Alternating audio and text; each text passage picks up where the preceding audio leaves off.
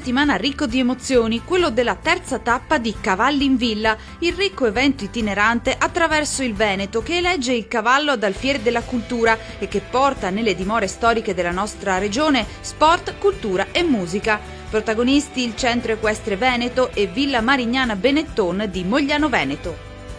La manifestazione sta andando benissimo, vedo che c'è molta interazione, molta partecipazione, il tempo per fortuna ci sta anche assistendo e la cosa più spettacolare è proprio vedere utilizzato nuovamente tutta questa parte verde, questa parte del cross che ha ripreso vita, lo vedete, con tutta questa bellissima scenografia, con questi ostacoli che sono stati costruiti uno a uno, sono circa 80 ostacoli, fino alla categoria il CN una stella, e io a questo punto mi permetto di ringraziare e vorrei con tutti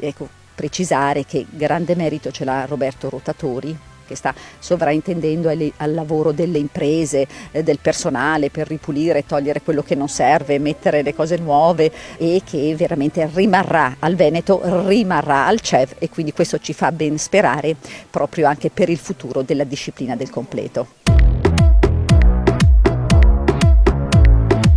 Grande soddisfazione anche per Caterina Penner, referente del Dipartimento Settori Giovanili, che ha espresso l'importanza formativa di questo progetto e spiega: credevamo fosse fondamentale far riunire ed incontrare i nostri giovani atleti in un unico grande evento. La sfida più grande è stata allestire una manifestazione dall'altissimo profilo tecnico. Spero che istruttori e ragazzi si rendano conto dell'incredibile opportunità. E continua: sono state giornate veramente importanti per l'emozione di vedersi realizzare un progetto così ambizioso che ha potuto concretizzarsi solamente grazie alla forza di persone eccezionali, che ringrazio.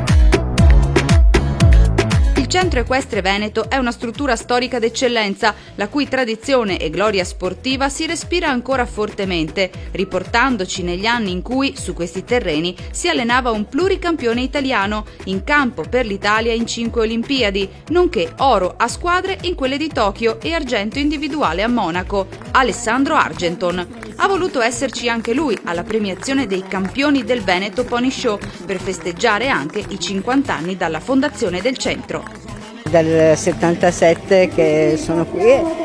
è casa, in un certo senso è casa mia, per una parte, diciamo, e quindi sono contenta se torna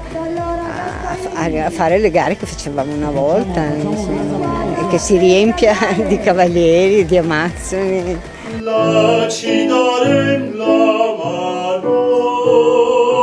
la mi dirai di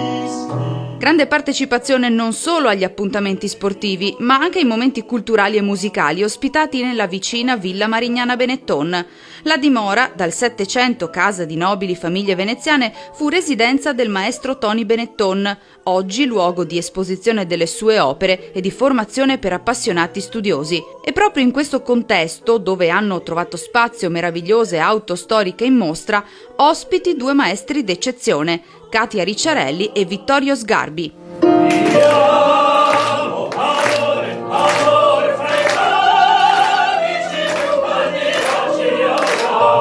Il famoso soprano ha incontrato il pubblico esibendosi con i ragazzi dell'Accademia dei Giovani del Conservatorio di Vicenza. Sono molto contenta perché, prima di tutto, perché sono in terreno veneto e quindi io sono veneta, e poi perché è bello vedere come le persone poi seguono comunque e ti vogliono bene, questo è importante.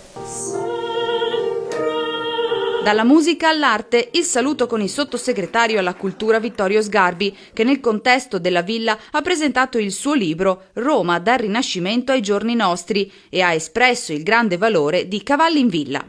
La tradizione veneta presuppone un passaggio continuo tra Venezia e la Campania, e che la Campagna ha diverse risorse che sono quelle della coltivazione della terra, ma anche quelle dell'equitazione, per esempio. E quindi nel momento in cui si apre o si riapre una villa, in questo caso una villa che ha anche un museo di arte contemporanea, e si restituisce alle persone la possibilità della vita in villa, nel senso più tradizionale della parola, un incontro con una persona che parla, che dice, e in questo caso che parla d'arte, è in perfetta armonia.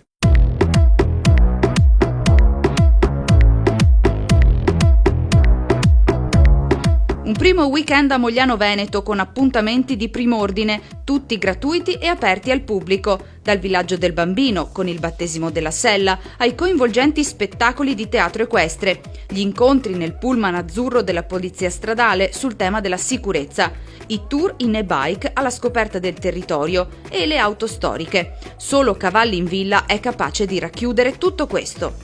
Cavalli in Villa è oggi, secondo me, l'ambasciatore migliore anche per l'estero, per arrivare poi dopo a far conoscere dei territori, ma anche il territorio a conoscere i cavalli, quindi c'è questo rapporto che ha questa doppia valenza. L'ingresso è omaggio, il contesto è meraviglioso, si riesce ad assaporare quello che sono le gare, le attività, quindi è veramente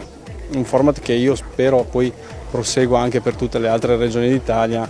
su questa dimensione. dei Cavalli in Villa è un esempio veramente per eccellenza di quello che una villa veneta può offrire al pubblico in generale. E devo dire che il fatto di abbinare cavalli e ville è un'idea assolutamente vincente, è un binomio che veramente traduce tutta quella che è la tradizione, l'autenticità, la genuinità della nostra vita, di quello che era in passato, e vediamo quanto è attuale anche al giorno d'oggi. È un format nel quale credo assolutamente. Momenti bellissimi che vi danno appuntamento al prossimo weekend, sempre a Mogliano, per la prossima tappa di Cavalli in Villa.